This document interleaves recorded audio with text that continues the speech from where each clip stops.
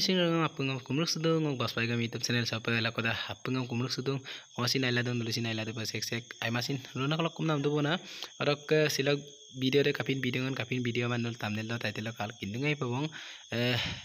orok ngosin dekko loge mawang iman ta mama busin upak gugu dabong supak kabe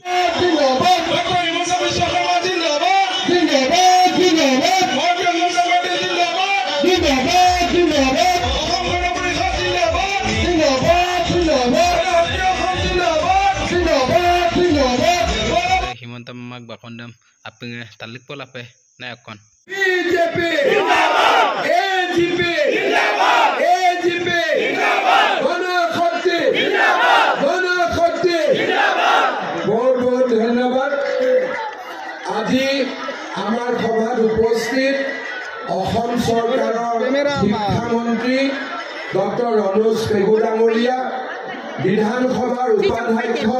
noble মমিন ডাঙৰীয়া মাজুলীৰ সন্মানীয় বিধায়ক ভুৱন গান ডাঙৰীয়া ভাৰতীয় জনতা পাৰ্টিৰ সভাপতি বীৰেন শইকীয়া ডাঙৰীয়া অসম গণ পৰিষদৰ সভাপতি ফণীধৰ তাহু ডাঙৰীয়া গণশক্তিৰ সভাপতি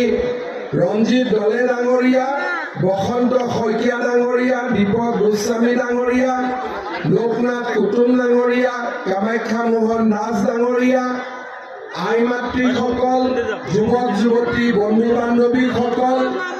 আৰু মাজুলীৰ সন্মানীয় সুধীবৃন্দ পোনপ্ৰথমে অসমৰ আধ্যাত্মিক ৰাজধানী আৰু আমাৰ সকলোৰে শ্ৰদ্ধাৰ মাজুলীবাসী ৰাইজলৈ মই মোৰ সেৱা আৰু শ্ৰদ্ধা আগবঢ়াইছোঁ। শ্ৰদ্ধাৰ ৰাইজ, আপোনালোকে জানে যে অহা 19 তাৰিখে লোকসভাৰ নিৰ্বাচন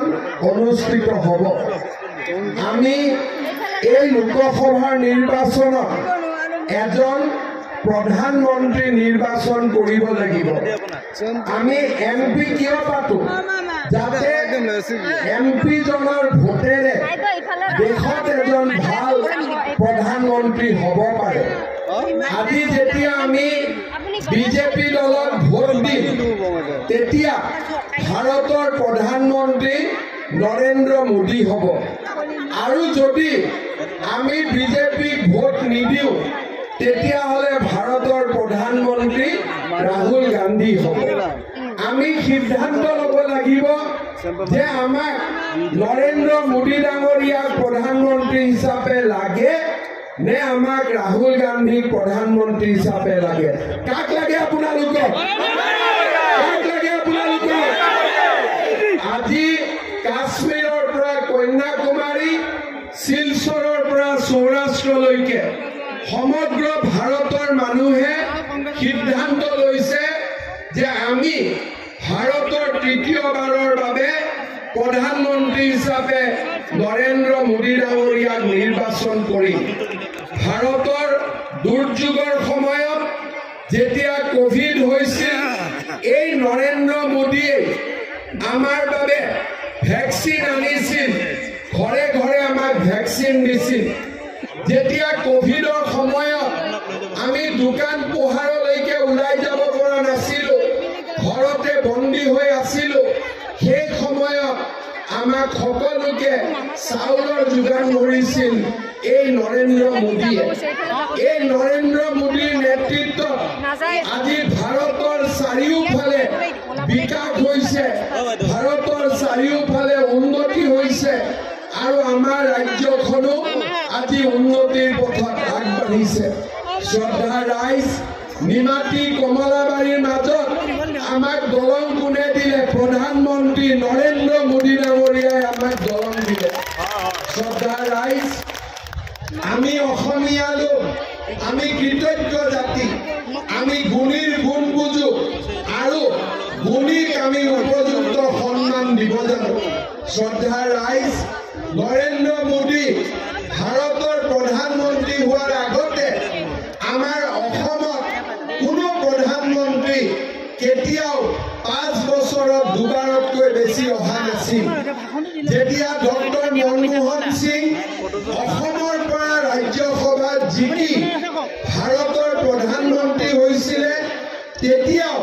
তেওঁ বছৰত এবাৰো অসমত অহা নাছিল 5 বছৰত তেওঁ দুবাৰ বা তিনিবাৰ অসমলৈ আহিছিল 10 বছৰ তেওঁ প্ৰধানমন্ত্ৰী হৈ আছিলে 6 বাৰ 7 বাৰতকৈ তেওঁ অসমলৈ অহা নাছিল তাৰে দুবাৰটো ৰাজ্যসভাৰ নমিনেশ্যন দিবৰ কাৰণে আহিছিল কিন্তু এই নৰেন্দ্ৰ মোদী তেওঁ অসমৰ নহয় তেওঁ গুজৰাটৰ কিন্তু অসমত তেওঁ এতিয়ালৈকে 26 বাৰ তেওঁ অসমলৈ আহিছে 26 বাৰ আজি ৰাতিও তেওঁ অসমলৈ আহিব আৰু আপোনালোকে দেখা পায় যে অকল অসমত অহাই নহয় আমাৰ যিখন অসমৰ বিহুৱান সেই বিহুৱানখন লৈ তেওঁ দিল্লীতো বিহুৱান লৈ তেওঁ মিটিঙত আহিব আমেৰিকাত গ'লেও ডিঙিত বিহুৱান জাপানত গ'লেও ডিঙিত বিহুৱান আমাৰ অসমীয়া মানুহে দিল্লীত গ'লে কিমান বিহুৱান পিন্ধে সেয়া প্ৰশ্নবোধক চিন কিন্তু নৰেন্দ্ৰ মোদীয়ে যেতিয়া কোভিডৰ ভেকচিন ল'ব যায় তেতিয়া তেওঁ অসমীয়া গামোচাখন ডিঙিত পিন্ধি ৰাখে কেইদিনমান আগতে নৰেন্দ্ৰ মোদী ডাঙৰীয়া কাজিৰঙালৈ আহিছিল মোক কৈছিলে মোদী ডাঙৰীয়াই যে মই এদিন কাজিৰঙাত থাকিম মই বিশ্বাস কৰা নাছিলো কাজিৰঙাত আমাৰে ৰাতি থকা নহয় মোদীয়ে বা কিয় কাজিৰঙাত থাকিব মোদীজীয়ে কৈছিল নহয় মই সঁচাই কাজিৰঙাত থাকিম তেওঁ আহিলে তেওঁ কাজিৰঙাত ৰাতি থাকিলে আৰু কাজিৰঙাৰ গড়বিলাকৰ ধুনীয়া ধুনীয়া ফটো তেওঁ পৃথিৱীত প্ৰচাৰ কৰিলে কংগ্ৰেছৰ দিনত কি হৈছিল এই গড়বিলাকক মাৰি মাৰি গড়বিলাক কাটি খৰ্গ কাটি পেলোৱা হৈছিল মোদীজী যেতিয়াৰ পৰাই ভাৰতৰ প্ৰধানমন্ত্ৰী হ'ল গড়ৰ খৰ্গ এতিয়া কাটি কোনেও নিব নোৱাৰে গড়ৰ খৰ্গ কাটাৰ প্ৰশ্ন গ'ল এতিয়া সকলোৱে গড়ক সংৰক্ষণ কৰিছে মোদী ডাঙৰীয়াৰ প্ৰেৰণা মই সিদিনাখন মোদী ডাঙৰীয়াক কৈছিলো যে মোদী ডাঙৰীয়া আপুনি কাজিৰঙাত এদিন ৰাতি থাকিলে সঁচাকৈয়ে মই গৌৰৱ অনুভৱ কৰিছো কিন্তু মোৰ এটা অনুৰোধ আপুনি এদিন ৰাতি মাজুলীতো আহি থাকিব লাগিব মোদী ডাঙৰীয়াই মোক প্ৰতিশ্ৰুতি দিছে যে তেওঁ এনেকৈ এদিন ৰাতি তেওঁ মাজুলীতো কটাব সেই প্ৰতিশ্ৰুতি নৰেন্দ্ৰ মোদী ডাঙৰীয়াই মোক দি থৈ গৈছে শ্ৰদ্ধাৰ ৰাইজ আজি মাজুলীৰ আধ্যাত্মিক শক্তি মাজুলীৰ কৃষি মাজুলীৰ সভ্যতা আৰু মাজুলীৰ শক্তিৰ লগত আজি ভাৰত চৰকাৰ আৰু অসম চৰকাৰ আমি দুইটাই একেলগে থিয় হৈছো আপোনালোকৰ মনত আছে সৰ্বানন্দ সোণোৱাল ডাঙৰীয়া যেতিয়া অসমৰ মুখ্যমন্ত্ৰীৰ পদত অধিষ্ঠিত হয় সেই সময়তে আমি মাজুলীক অসম চৰকাৰে জিলা হিচাপে ঘোষণা কৰো আৰু আজি মাজুলী জিলা হ'ল কংগ্ৰেছৰ চৰকাৰ আছিলে ৭৫ বছৰ কংগ্ৰেছৰ শাসন আছিলে কিন্তু মাজুলী কেতিয়াও গুৰুত্ব দিয়া নাছিলে ইয়াতে আহি কয় যে মাজুলীৰ মানুহে দলং সোধাই নাছিল আমি ক'ৰ পৰা দলং দিম ইমান ডাঙৰ মিছা কথা ৰাজনীতি কৰা মানুহে কেতিয়াও ক'ব নাপায় শ্ৰদ্ধাৰ ৰাইজ কংগ্ৰেছৰ দিনত কি আছিল বোলে মাজুলীৰ বানপানী নাও নচলে বোলে কলগছৰ ভূৰ বনাই পেলাই যোৱা অহা কৰে এনেকে কংগ্ৰেছৰ নেতাই কৈছিলে আজি এই মাজুলীৰ পৰিৱৰ্তন হৈছে আজি আপোনালোকে জানে যে নিমাতী কমলাবাৰীৰ দলং হ'ল চেলেক ধুনাগুৰিৰ দলং আৰু মই আপোনালোকক প্ৰতিশ্ৰুতি দিছো যে 2026 চনৰ ভিতৰত দুইখন দলং আমি সম্পূৰ্ণ কৰিম এই প্ৰতিশ্ৰুতি মই আজি আপোনালোকক আকৌ এবাৰ দিব খুজিছো শ্ৰদ্ধাৰ ৰাইজ এই দুইখন দলং হৈ যোৱাৰ পিছত মাজুলীৰ পৰিৱেশৰ পৰিৱৰ্তন হ'ব নতুন নতুন মানুহ আহিব বিচাৰিব মাজুলীত মাটি কিনিব খুজিব মাজুলীত ঘৰ বনাব খুজিব এতিয়া অসম চৰকাৰে সিদ্ধান্ত লৈছে যে আমি এখন নতুন আইন আনিম যি আইনৰ জৰিয়তে মাজুলীৰ মাটি কোনো বাহিৰৰ মানুহে আহি কিনিব নোৱাৰিব অকল মাজুলীৰ ভিতৰৰ মানুহে মাজুলীৰ মাটি কিনিব পাৰিব মাজুলীক আমি এটা ঐতিহ্য বেল্ট অৰ্থাৎ হেৰিটেজ বেল্ট হিচাপে আমি স্বীকৃতি দিব খুজিছো যাতে দুইখন দলং হোৱাৰ পিছতো মাজুলীৰ মানুহৰ হাতৰ পৰা মাটিৰ অধিকাৰ হেৰাই নাযায় আৰু মাজুলীৰ ৰাইজ মাটিৰ অধিকাৰ সদায় লাভ কৰি থাকিব পাৰিব শ্ৰদ্ধাৰ ৰাইজ মই যেতিয়া মিটিঙত যাওঁ ৰাইজৰ বহুত কথা কওঁ আজি মাজুলীত আহিছো মাজুলীৰ ৰাইজক মই আৰু এটা কথা ক'ব খুজিছো চেলেক ধুনাগুৰি দলং হৈ যাব আৰু তাৰ পিছত আমাৰ লখিমপুৰ বিহপুৰীয়া আৰু আমাৰ যোৰহাট এই দুইটাই মাজুলীৰ ওচৰ চাপি যাব আজি মই বৰপমুৱা গাঁৱত উপস্থিত আছো ৰণোজ পেগু ডাঙৰীয়াই মোক কৈছে যে বৰপমুৱাৰ পৰা ঘোঁৰাখুঁটিলৈ যদি আমি এখন দলং বনাই দিব পাৰো তেতিয়াহ'লে ঘোঁৰাখুঁটিৰ পৰা লখিমপুৰ নিৰ্মাণৰ কাম ইতিমধ্যে আৰম্ভ হৈছে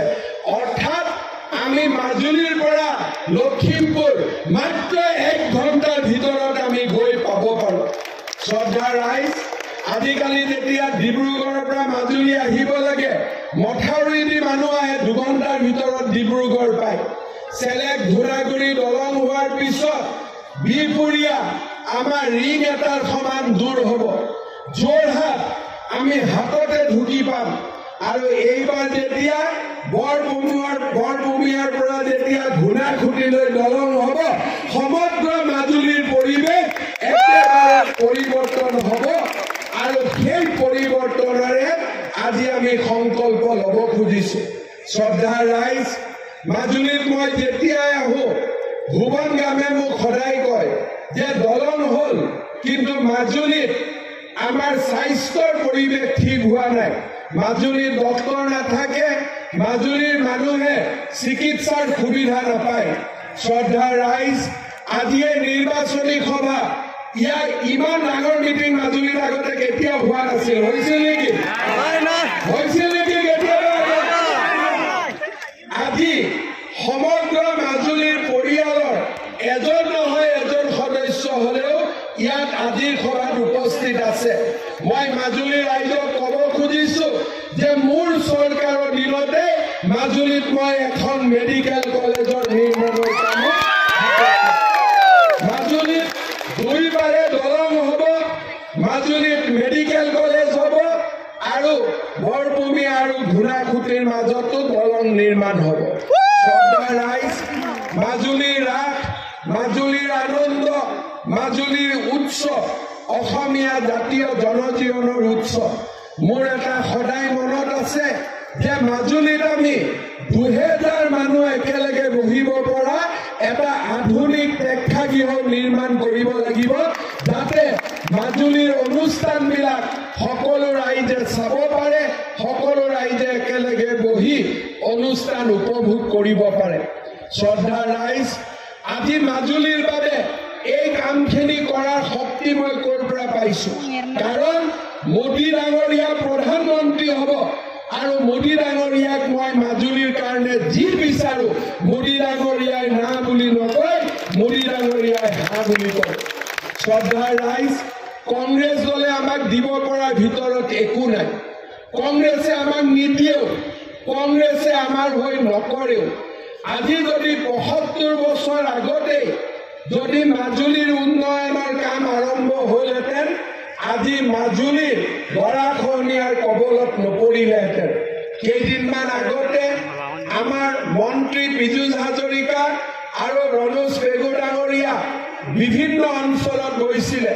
লোহিত খাবলত গৈছিলে মোক কৈছিলে লোহিত খাবলৰ গৰাখহনীয়াৰ কাম কৰিব লাগে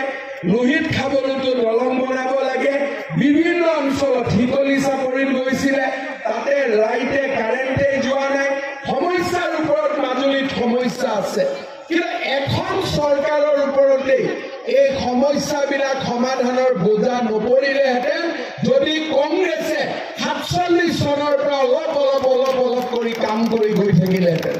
এতিয়া যেতিয়া মাজুলীত আমি আহিম গৰাখহনীয়াৰ কামো কৰিব লাগিব ৰাস্তা ঘাটৰ কামো কৰিব লাগিব, দলঙৰ কামো কৰিব লাগিব, আনকি মাজুলীৰ মানুহৰ মাটিৰ পট্টাখনো কংগ্ৰেছে দি থৈ যাব পৰা নাছিলে। আজি আপোনালোকে প্ৰশ্ন কৰক, কংগ্ৰেছতো আগতে মাজুলীৰ মানুহে ভোট দিছিলে, কংগ্ৰেছৰ বিধায়ক আছিলে, কংগ্ৰেছৰ চৰকাৰ আছিলে, কংগ্ৰেছৰ দিল্লীত চৰকাৰ আছিলে, দিল্লীত কংগ্ৰেছৰ চৰকাৰ, দিছপুৰত কংগ্ৰেছৰ চৰকাৰ। মাজুলীৰ কাৰণে তেওঁলোকে কিয় কাম কৰিব পৰা নাছিল? যদি মাজুলীৰ মানুহক তেওঁলোকে ভাল পায় তেতিয়াহ'লে মাজুলীৰ কাৰণে কাম কিয় কৰা নাছিল? ইলেকশ্যনৰ সময়ত ভোট খোজাটোৱে ডাঙৰ কাম নহয়, ইলেকশ্যন জিকি ৰাইজৰ কাম কৰিব পৰাটোহে আচল মানুহৰ পৰিচয়। শ্ৰদ্ধাৰ ৰাইজ, সোণোৱাল ডাঙৰীয়াৰ বিধায়ক হোৱাৰ পিছত আৰু আমাৰ চৰকাৰৰ দিনত নীৰৱ বিচ্ছিন্নভাৱে আমি মাজুলীৰ কাম কৰি গৈছো। মোৰ মনত আছে, মই CM হোৱাৰ পিছত এতিয়ালৈকে 12-13 বাৰ মাজুলীলৈকে আহিছো যোৱা 3 বছৰ। আগতে মুখ্যমন্ত্ৰী 5 বছৰৰ মূৰত এবাৰ মুখ্যমন্ত্ৰী আহে আৰু মুখ্যমন্ত্ৰীক লগ কৰিবলৈ মাজুলীৰ মানুহ গুৱাহাটীত যাব লাগে। মাজুলীৰ মানুহ গুৱাহাটীত গ'লে তেওঁলোকে অতিথিশালাও এটা বনাব পৰা নাছিল যে ক'ত দুখে ভাগৰে মানুহখিনি গৈ জিৰণি ল'ব। বেলেগ জেগাৰ পৰা যোৱা কথা বেলেগ, কিন্তু মাজুলীৰ পৰা যোৱা কথা বেলেগ। চাপৰিৰ পৰা কমলাবাৰী গড়মূৰ, তাৰপিছত জাহাজেদি যোৰহাট, যোৰহাটৰ পৰা গুৱাহাটী, একো কৰিব নোৱাৰিলেও, দলং বনাব নোৱাৰো, একো কৰিব নোৱাৰো। মাজুলীৰ মানুহখিনি গুৱাহাটীত আহিলে থাকিবৰ কাৰণে আমি হোষ্টেল এটাতো বনাব পাৰিলোহেঁতেন। কংগ্ৰেছৰ হাতততো ইমানখিনি টকা পইচা আছিলে, কিন্তু একো কামেই কংগ্ৰেছে মাজুলীৰ কাৰণে নকৰিলে। আজি আমি যিসকলে মনত এবাৰ ভাবো যে কংগ্ৰেছকে ভোট দিম নেকি, মই কাকো হাক নিদিওঁ, কিন্তু কংগ্ৰেছক ভোট দিয়াৰ আগতে এবাৰ চিন্তা কৰিব যে এই কংগ্ৰেছে মাজুলীক অন্ধকাৰত ৰাখি থৈ দিছিল যোৱা 75 বছৰ। মাজুলীৰ মাটিত এই কংগ্ৰেছে পোহৰ আহিব দিয়া নাছিল। আজি মাজুলীত সকলো ফালে বঞ্চনাৰ ইতিহাস আছিল, মাজুলীৰ পৰিৱৰ্তন হোৱা নাছিল। 26 চনৰ পিছত মাজুলীৰ জীৱনলৈ কেনেকুৱা পৰিৱৰ্তন আহিব আপোনালোকে মাত্ৰ এবাৰ চিন্তা কৰক। মাজুলীৰ জীৱনলৈ কিমান পৰিৱৰ্তন আহিব, আৰু সেই পৰিৱৰ্তন আনিবৰ বাবে আজি আমি দিনে ৰাতিয়ে কাম কৰিছো। শ্ৰদ্ধাৰ ৰাইজ, আপোনালোকে আশীৰ্বাদ কৰিব, বিজেপিৰ চৰকাৰ হ'ব, যোৰহাট লোকসভাতো বিজেপি জিকিব, মোদী প্ৰধানমন্ত্ৰী হ'বই, আৰু আমি সকলোৱে লগ লাগি মাজুলীৰ উন্নয়নৰ কাৰণে কাম কৰিম। শ্ৰদ্ধাৰ ৰাইজ, আপোনালোকৰ মনত আছে যোৱা ইলেকশ্যনৰ সময়ত মই মাজুলীলৈ আহিছিলো। যেতিয়া মাজুলীৰ ৰাইজৰ আগত মই কৈছিলো যে যদি আমাৰ বিজেপিৰ চৰকাৰ হয় আমি অসমৰ 1 লাখ যুৱক যুৱতীক চৰকাৰী চাকৰি দিম। কোনেও মোক বিশ্বাস কৰা নাছিলে যে 1 লাখ ল'ৰা ছোৱালীক চাকৰি ক'ৰ পৰা হ'ব, চৰকাৰৰ ইমান টকা আছে জানো, চাকৰি দিলেই বা দৰমহা ক'ত দিব, বিভিন্ন প্ৰশ্ন আছিল। আজি চৰকাৰ হোৱা মোৰ 3 বছৰ হোৱা নাই, এই 3 বছৰ নহওঁতেই আজি আমি অসমৰ 1 লাখ ল'ৰা ছোৱালীক আমি চৰকাৰী চাকৰি দিম। শ্ৰদ্ধাৰ ৰাইজ, চাকৰি দিয়াও ডাঙৰ কথা নহয়, কিন্তু আজি আপোনালোকে চিন্তা কৰক চাকৰি কোনে পায়। যেতিয়া চাকৰিৰ ৰিজাল্ট দিয়ে, চাকৰি পায় ঠেলাৱালাৰ ল'ৰা, ৰিক্সা চালকৰ ল'ৰা, খেতিয়কৰ ল'ৰা, কাম কৰা মানুহৰ ল'ৰা ছোৱালীয়ে আজি চৰকাৰী চাকৰি পায়। আজি মাজুলীৰ এই বিশাল সভাত মই আকৌ এবাৰ ঘোষণা কৰিছো যে আমাৰ চৰকাৰে অহা 1 বছৰৰ ভিতৰত আৰু 50,000 ল'ৰা ছোৱালীক চৰকাৰী চাকৰি দিব। 50,000 ল'ৰা ছোৱালীক চৰকাৰী চাকৰি দিব। শ্ৰদ্ধাৰ ৰাইজ, মই যেতিয়া মাজুলীত আহো সদায় মোৰ এপ্লিকেশ্যন জমা হয়, মই ঘৰত গৈ এপ্লিকেশ্যনবিলাক চাওঁ। ম্যাক্সিমাম এপ্লিকেশন মহিলাসকলৰ আহে যে আমাক অৰুণোদয় লাগে লাগে নে অৰুণোদয় লাগে কাকা অৰুণোদয় লাগে হাত নামকচোন সবকে লাগে মই যেতিয়াই মাজুলীলৈ আহোঁ আৰু গুৱাহাটীত গৈ মই এপ্লিকেশন বিলাক খুঁজো মই দেখোঁ মাজুলীত মহিলাৰ এপ্লিকেশনত অৰুণোদয় আবেদন বেছি আজি মই আপোনালোকক কৈ থৈ গৈছোঁ যে এই বছৰৰ ভিতৰতে মাজুলীত ঘৰে ঘৰে অৰুণোদয় পাব এই প্ৰতিশ্ৰুতি মই আপোনালোকক দি থৈ গৈছোঁ ঘৰে ঘৰে এজন দুজন নহয় প্ৰত্যেকটো পৰিয়ালতে আকৌ এবাৰ নোপোৱা মানুহখিনিয়ে হাত দাবকচোন কোনে কোনে অৰুণোদয় পোৱা নাই এইখিনিয়ে পোৱা নাইতো আপোনালোকৰ প্ৰত্যেকৰে ঘৰত এটা এটা অৰুণোদয় দিয়াৰ দায়িত্ব আজি মই মূৰৰ ওপৰত ললো হ'ব মানুহে নিজৰ ঘৰত একোটাকৈ অৰুণোদয় পাব শ্ৰদ্ধাৰ ৰাইজ কংগ্ৰেছে কৈছিল চাকৰি দিব নোৱাৰে কংগ্ৰেছে কৈছিল ক'ত অৰুণোদয় দিব চৰকাৰৰ টকাই নাই মই কংগ্ৰেছত কৈছিলো যে ৰাইজৰ আশীৰ্বাদ যদি মোৰ মূৰৰ ওপৰত থাকে মই হিমালয়কো লৈ অসমলৈ গুচি আহিব পাৰোঁ ৰাইজৰ আশীৰ্বাদ লাগে আৰু ৰাইজৰ আশীৰ্বাদত কৰিব নোৱাৰা কাম একো নাই কংগ্ৰেছে মোক কয় যে লাখপতি বাইদেউ কেনেকে বনাব লাখপতি বাইদেউ ক'ত হ'ব মই কৈছোঁ লাখপতি বাইদেউ বনাম লাখপতি ভিন্ন বনাম প্ৰথমতে বাইদেউ বনাই লওঁ তাৰপিছত ভিন্ন বনাই শ্ৰদ্ধা ৰাইজ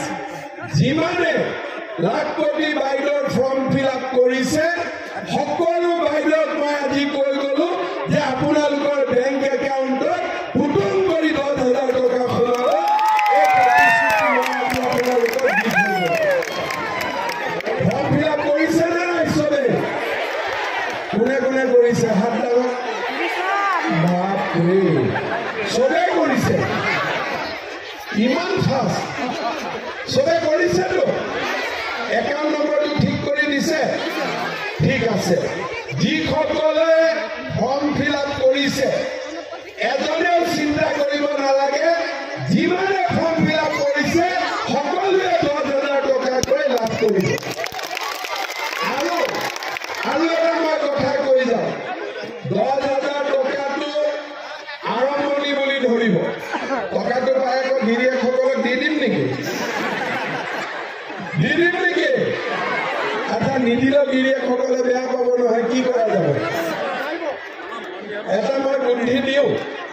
টকাটো দিয়াৰ আগতে মই আপোনালোকক দিনটো দি দিম যে অমুক তাৰিখে টকাটো সোমাব টকাটো সোমোৱাৰ 7 দিন আগৰ পৰা গিৰিয়েকসকলক খুব গৰম ভাত খুৱাব ঠাণ্ডা ভাত নোখোৱাব ঠিক আছে মৰমত ৰাখিলে আৰু আপোনালোকক দিগদাৰী নকৰে উল্টাই টকা 2,000 দিহে দিব হয়নে নহয় মই বুদ্ধিটো ভাল দিছোঁ নে বেয়া দিছোঁ আচ্ছা মই কিয় এই বুদ্ধিটো দিছোঁ 10,000 টকাটো আৰম্ভণি এই 10,000 টকাটো লৈ গ্ৰুপত যদি দিয়ে 1 লাখ হ'ব আৰু যদি নিজে খৰচ কৰে 10,000 টকা এই 10,000 টকাটো যিসকলে ভাল কৰি খৰচ কৰিব তেওঁলোকক মই আকৌ 25,000 টকা তেওঁলোকৰ বেংক একাউণ্টত দিম শ্ৰদ্ধা ৰাইজ সৰু এটা আপোনালোকক কথা ক'ব খুজিছোঁ আজি আপোনালোকে জানে 20 তাৰিখৰ পিছত মেট্ৰিক পৰীক্ষাৰ ৰিজাল্ট দিব ৰনোজ পেগু শিক্ষামন্ত্ৰী তেওঁ জানে কোনদিনা দিব মই এটা আন্দাজত জানো যে 20 তাৰিখৰ পিছত ৰিজাল্ট দিব অসমত 5 লাখ ল'ৰা ছোৱালীয়ে মেট্ৰিক পৰীক্ষা দিয়ে কিন্তু 3 লাখ পাছ কৰে 1 লাখ কলেজত যায় 2 লাখ কলেজত নাযায় কিয় নাযায় এটাতো ভাল ল'ৰা পালে বিয়া হৈ গ'ল কোনোবা ল'ৰাই বেলেগ পৰিয়ালৰ চিন্তা কাম কাজ কৰিব লাগে কিন্তু মোৰ মনত প্ৰশ্ন হ'ল যে আমি ল'ৰা ছোৱালীক কলেজত পঢ়াব লাগে আজি মাজুলীত মেডিকেল হ'ব 100টা মেডিকেল সিট হ'ব যদি মাজুলীৰ ল'ৰা ছোৱালীয়ে পঢ়িব নোৱাৰে মাজুলীত ডাক্তৰ আমি ক'ৰ পৰা পাম আজি যোৰহাটত মেডিকেল কলেজ হ'ব হৈছে যদি যোৰহাটৰ ল'ৰা ছোৱালীয়ে পঢ়িব নোৱাৰে লাভ কি হ'ব মেডিকেল কলেজ হ'ব হ'লে মাজুলীত BSc নাৰ্ছিং কলেজো হ'ব লগতে এখন ডেণ্টেল কলেজো হ'ব মেডিকেল কলেজৰ লগতে থাকে মেডিকেল কলেজ হ'লে তাৰ লগত মোৰ মাজুলীত ইচ্ছা আছে যে লগতে আয়ুৰ্বেদিক কলেজ এখনতো লগতে খোলা কিন্তু কলেজবিলাকত পঢ়িব কোনে মাজুলীৰ বাহিৰৰ পৰা আহি পঢ়িলেতো নহ'ব যদি মাজুলীৰ ল'ৰা ছোৱালী পঢ়িব লাগে মাজুলীত আমি ল'ৰা ছোৱালীক মেট্ৰিক পাছ কৰাৰ পিছত কলেজত পঠাব লাগিব এতিয়া মোক ক'ব যে কলেজততো পঠাব মন আছে কিন্তু কলেজততো নাম ভৰ্তি 15,000 টকা লাগে কলেজত গ'লে অহা যোৱা কৰিব পইচা লাগে চাপৰিৰ পৰা আহিব নাওৰ খৰচ আছে কিতাপ কিনিব লাগে 25,000 টকামান বছৰত লাগে এটা ল'ৰা বা ছোৱালী কলেজত পঢ়াবৰ কাৰণে মই সকলোৰে দায়িত্ব ল'ব নোৱাৰো কিন্তু এটা আমি দায়িত্ববোৰ ভগাই ল'ব পাৰোঁ মই কৈছো এইবাৰ যে ল'ৰাজনক কলেজত পঢ়োৱাৰ দায়িত্ব দেউতাক মাকে লওক আৰু ছোৱালীজনীক কলেজত পঢ়োৱাৰ দায়িত্ব মামাই লওক কলেজত ল'ৰাৰো এডমিশ্যন ফ্ৰী ছোৱালীৰো এডমিশ্যন ফ্ৰী কিন্তু ছোৱালীজনী যেতিয়া কলেজত এডমিশ্যন ল'ব তাইৰ বেংক একাউণ্টত মই প্ৰত্যেক বছৰে 10,000 টকা কৰি সোমাই দিম প্ৰত্যেক বছৰে আৰু যেতিয়া তাই ইউনিভাৰ্চিটি পঢ়িব তাইৰ বেংক একাউণ্টত মই 25,000 টকা সোমাই দিম যাতে সকলোৱে ধুনীয়াকৈ পঢ়িব পাৰে শ্ৰদ্ধাৰ ৰাইজ মোৰ মনত ইচ্ছা যে আমাৰ অসমখন পিছ পৰি থাকিব নালাগে আজি অসমত এটা দিন আছিল য'ত কাজিয়া পেচাল বন্দুক বাৰুদ গুলি বোমা এনেকুৱা অসমত দিন আছিল আজি আমি অসমত সকলো সমস্যা সমাধান কৰিছোঁ বড়ো আন্দোলন সমাপ্ত হ'ল কাৰ্বি আন্দোলন সমাপ্ত হ'ল ডিমা হাছাও আন্দোলন সমাপ্ত হ'ল আলফাৰ ল'ৰা ছোৱালীবিলাকো ৰাষ্ট্ৰৰ মূল খুঁটিলৈ উভতি আহিছে আজি আমাৰ ৰাজ্যখনত জনজাতীয় আৰু অজনজাতীয় লোকৰ মাজত অবিশ্বাস নোহোৱা হ'ল ইজনে সিজনৰ ওচৰ চাপি গ'ল অনুসূচিত জাতি অনুসূচিত জনজাতি সাধাৰণ জাতি গোৰ্খা নেপালী বিহাৰী আদিবাসী হিন্দী ভাষী আজি সকলো মানুহ একত্ৰিত হ'ল যে আমি অসমখনক আগুৱাই লৈ যাব লাগে মই বিশ্বাস কৰোঁ আমি যদি একেলগে থাকোঁ আৰু একেলগে কাম কৰোঁ আমি আমাৰ অসমখনক ভাৰতৰ ভিতৰতে এখন সৰ্বশ্ৰেষ্ঠ ৰাজ্য হিচাপে আমি নিৰ্মাণ কৰিব পাৰিম শ্ৰদ্ধাৰ ৰাইজ আপোনালোকে আশীৰ্বাদ দিব যাতে আমি এই ধৰণে অসমখনক আগুৱাই লৈ যাব পাৰোঁ আজি পুনৰ এবাৰ এই ইলেকশ্যনৰ আগমুহূৰ্তত মই মাজুলীবাসী ৰাইজক অনুৰোধ কৰিম আপোনালোকে সকলোৱে যেন নৰেন্দ্ৰ মোদী ডাঙৰীয়াক ভোট দিয়ে কিহৰ চিনত ভোট দিব কিহৰ চিনত ভোট দিব কিহৰ চিনত ভোট দিব সকলোৱে পদুম ফুল দেখুৱাই দিছে গতিকে মই পদুম ফুলৰ ছবিত ভোট দিবৰ কাৰণে মই ৰাইজক অনুৰোধ কৰিম আমাৰ MLA মহোদয়ে মোক কেইটামান কথা কৈছে মই আপোনালোকক এবাৰ পঢ়ি দিছোঁ লোহিত খাবলৈ কুশল যাতায়াতৰ বাবে লোহিত ঘাট পাথৰি চুক বৰালি মাৰিলৈ পকী দলং চেংচন হৈ গ'ল শীঘ্ৰে নিৰ্মাণ আৰম্ভ হ'ব তদুপৰি কলনী জকাইছোৱা ঘাটতো আমি দলং নিৰ্মাণৰ বাবে ভৱিষ্যতে পৰিকল্পনা কৰিছোঁ শ্ৰদ্ধাৰ ৰাইজ চেলেক ধূনাগুৰি দলঙৰ নিৰ্মাণ চলি আছে ইয়াৰ লগে লগে চেলেক ধূনাগুৰি নিৰ্মাণৰ শেষ হৈ যোৱাৰ আগে আগে চেলেকৰ পৰা কামৰেক চানক হৈ ঘুনাখুটি দলং সংযোগী এটা ডাঙৰ ৰাস্তা নিৰ্মাণৰো আমি পৰিকল্পনা কৰিছো। শ্ৰদ্ধাৰ ৰাইজ, চেলেং ধুনাগুৰি দলঙৰ জৰিয়তে বিপুৰীয়াৰ সৈতে পোনপটীয়া যোগাযোগৰ পিছতে নাৰায়ণপুৰৰ সৈতে নামনি মাজুলীৰ ৰাইজৰ পোনপটীয়া যোগাযোগৰ বাবে গাহৰি ঘাটতো দলং নিৰ্মাণৰ বাবে আমি প্ৰচেষ্টা হাতত লম। শ্ৰদ্ধাৰ ৰাইজ, বৰপমুৱা গাঁৱত মই আগতে কৈছো যে ঘুনাখুটিলৈ আমি এটা দলং নিৰ্মাণৰ চেষ্টা কৰিছো আৰু সেই কামো আমি হাতত লম। 2000 জন ব্যক্তিৰ বহন ক্ষমতা, এখন এম্বুলেন্স আৰু হালধিবাৰীৰ পৰা চিনাতুলি খালমাৰালৈ প্ৰায় 30,000 বিঘা ভূমি কৃষি উপযোগী হোৱাকৈ আৰু এটা অতিৰিক্ত মথাউৰি নিৰ্মাণৰো প্ৰস্তাৱ আজি আমি ৰাখিছো। শ্ৰদ্ধাৰ ৰাইজ,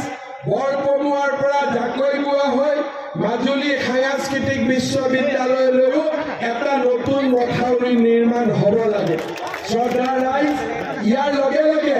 আমাৰ জেংৰাইমুখৰ ষ্টেডিয়ামখনৰো নিৰ্মাণৰ কাম এই বছৰৰ ভিতৰতে আমি শেষ কৰিম। শ্ৰদ্ধাৰ ৰাইজ, আপোনালোকক মই এটাই কথা কৈছো, 2খন দলং শেষ কৰি আমি ৰখি নাযাওঁ। আমাৰ গতি আগুৱাই যাব, আমি আগুৱাই যাম আৰু মাজুলীক বিশ্বৰ বুকুত এটা আধ্যাত্মিক পবিত্ৰ বিকশিত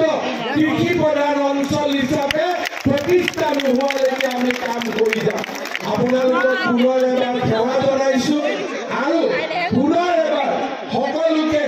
ভাৰতীয় জনতা পাৰ্টীৰ প্ৰাৰ্থীক ভোট দিবৰ বাবে অনুৰোধ কৰিছো। গৰাখহনীয়া আদিৰ বিভিন্ন কথা আজিৰ সভাতে মই কৈ শেষ কৰা নাই। মাজুলীৰ বিভিন্ন চাপৰিত লাইট নাই, এই গোটেইবিলাক মই ব্যৱস্থা ল'ম। পুনৰ এবাৰ মাজুলীৰ সকলো ৰাইজকে মিচিং, দেউৰী, গোৰ্খা, অনুসূচিত জাতি, কোচ ৰাজবংশী, সকলো আমাৰ সাধাৰণ জাতি সকলোকে মই ইয়াৰ পৰাই মই অভিবাদন জনাইছো। সত্ৰাধিকাৰ প্ৰভু ঈশ্বৰসকল য'তেই আছে তেওঁলোকক মই ইয়াৰ পৰাই তেখেতসকলৰ শ্ৰীচৰণত সেৱা জনাইছো আৰু সকলোকে মোৰ লগত নৰেন্দ্ৰ মোদী ডাঙৰীয়াই শুনি পোৱাকৈ মোৰ লগত একেলগে ক'বৰ বাবে আহ্বান জনাইছো। ভাৰত মাতা কি শুনা পাব আৰু অলপ জোৰ কৰি ক'ব লাগিব নেকি? ক'ব লাগিব? ঠিক আছে। ভাৰত মাতা কি এইবাৰ শুনা পাব। Narendra Modi, Narendra Modi, BJP, LJP, Ganashakti. মই আৰু এইটো কথা কোৱা নাই, আমি মাজুলীত ৰাস পাতো, কৃষ্ণ ভক্তি কৰো। আমাৰ কংগ্ৰেছৰ কেণ্ডিডেটজন নামাজ পঢ়াতে ব্যস্ত হৈ আছে। তেওঁ এতিয়া নামাজ পঢ়া আৰম্ভ কৰিছে আৰু কংগ্ৰেছৰ সভাপতি এজন আছে, তেওঁ কয় কৃষ্ণই বোলে লাভ জেহাদ কৰিছে। এইবিলাক হৈছে তেওঁলোকৰ ৰীতি নীতি। মই আমাৰ কংগ্ৰেছৰ MP কেণ্ডিডেট গৌৰৱ গগৈয়ে কোৱাত উঠিছে, মই তেওঁক এটা কথা ক'ব খোজো যে নামাজ পঢ়িলে নহ'ব, নাম প্ৰসংগও কৰিব লাগিব। এই কথাটো বুজি ল'ব লাগিব, ঠিক আছে? অসমৰ ৰাজনীতি খালি এটা জাতিক লৈ নহ'ব, অসমৰ ৰাজনীতি জনজাতীয়, অজনজাতীয়, হিন্দু, মুছলমান, খ্ৰীষ্টান সকলোকে লৈ কৰিব লাগিব। অকল এটা জাতিক লৈ ৰাজনীতি কৰিলে নহ'ব।